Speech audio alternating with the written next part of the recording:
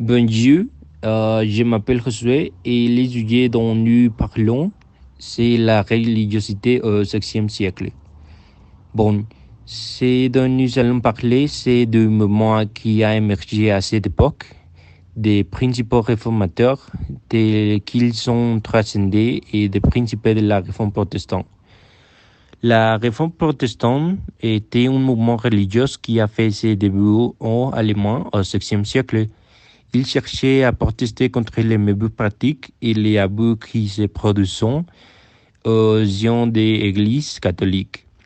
La grande contribution des réformateurs tels que Martin Luther, John Calvin et plus tard Jean Amo Comenius a été d'universaliser l'éducation, c'est-à-dire il n'y avait aucune distinction de sexe, de religion ou de couche sociale pour y accéder.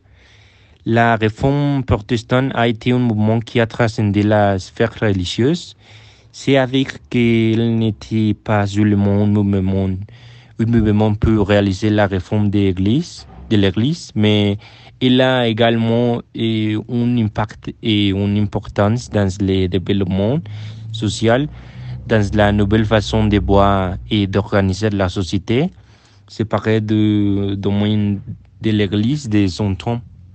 Et bon, je pense que c'était une période importante de l'histoire où les gens en avaient assez de mébuts, tout le monde, et c'est pourquoi ils ont commencé à protester contre l'Église catholique et la religiosité.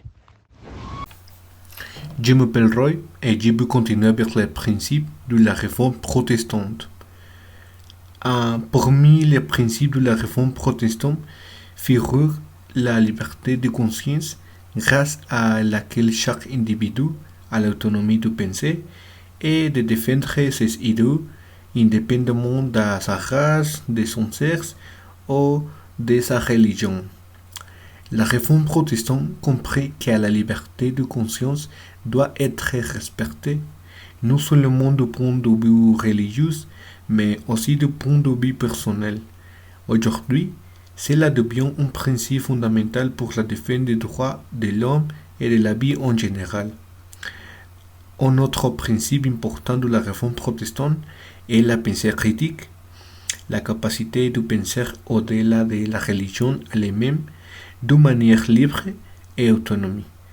La pensée critique étant inhérente à l'éducation, la réforme protestante défendait l'alphabétisation, la diffusion des connaissances et une analyse de la société fondée sur les méthodes scientifiques et non sur la simple opinion personnelle. Finalement, je pense que ce mouvement de réforme contre l'Église catholique et tous ces mouvements religieux a aidé les êtres humains à avoir la liberté de conscience et à pouvoir avoir leur propre idée. Merci.